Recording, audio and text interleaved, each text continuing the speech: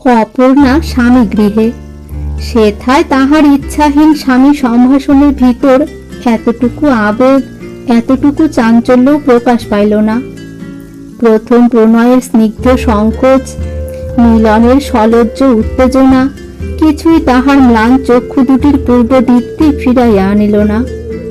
প্রথম হইতেই স্বামী ও স্ত্রী দুইজনেই যেন পরস্পরের কাছে কোনো দুর্বোধ্য অপরাধে অপরাধী হইয়া রহিল, এবং তাহারই ক্ষুব্ধ বেদনা কুলপ্লাবিনী উচ্ছ্বসিতা তটিনীর ন্যায় একটা দুর্লঙ্ঘ ব্যবধান নির্মাণ করিয়া বহিয়া যাইতে লাগিল। একদিন অনেক রাত্রে অমরনাথ ধীরে ধীরে ডাকিয়া কহিল, অপর্ণা, তোমার এখানে থাকতে কি ভালো লাগে না? অপর্ণা জাগিয়াছিল, বলিল, না। বাপের বাড়ি যাবে? যাব। কাল যেতে চাও? চাই। ক্ষুব্ধ অমরনাথ জবাব শুনিয়া অবাক হইয়া গেল।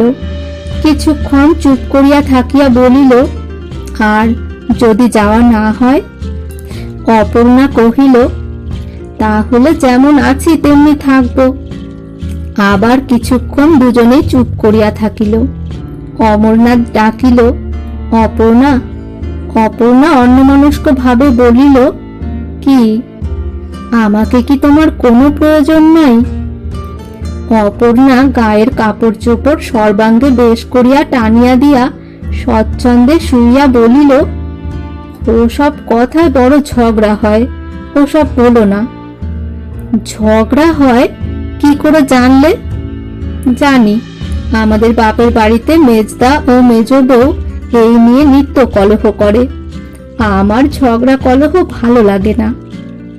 শুনিয়া অমরনাথ উত্তেজিত হইয়া উঠিল। অন্ধকারে হাতড়াইয়া সে যেন এই কথাটাই এতদিন খুঁজিতেছিল। হঠাৎ আজ যেন তাহা হাতে ঠেকিল, বলিয়া উঠিল, এসো অপর্ণা, আমরা ঝগড়া করি। এমন করে থাকার চেয়ে ঝগড়া কলহ ঢের ভালো। অপর্ণা স্থিরভাবে কহিল, ছি, ঝগড়া কেন করতে যাবে? তুমি ঘুমো।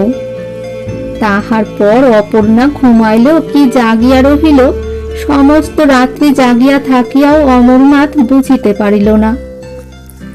প্রত্যুষে উঠিয়া সন্ধ্যা পর্যন্ত সমস্ত দিন অপর্ণার কাজকর্ম ও জপে তপে কাটিয়া যায়।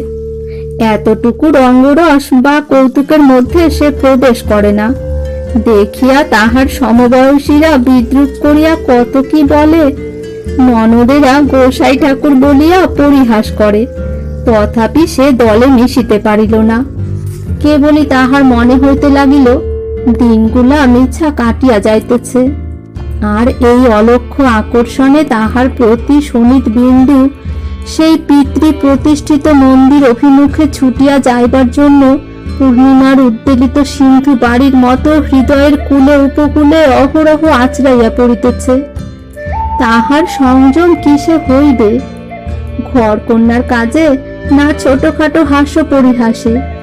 ক্ষুব্ধ অসুস্থ চিত্ত তাহার এই যে বিপুল ভ্রান্তি মাথায় করিয়া আপনা আপনি পাক খাইয়া মরিতেছে, তাহার নিকট স্বামীর আদর ও স্নেহ, পরিজন বর্গের প্রীতি সম্ভাষণ ঘেঁষিবে কি করিয়া? কি করিয়া সে বুঝিবে কুমারীর দেব সেবা দ্বারা নারীত্বের কর্তব্যের সবটুকু পরিসর পরিপূর্ণ করা যায় না?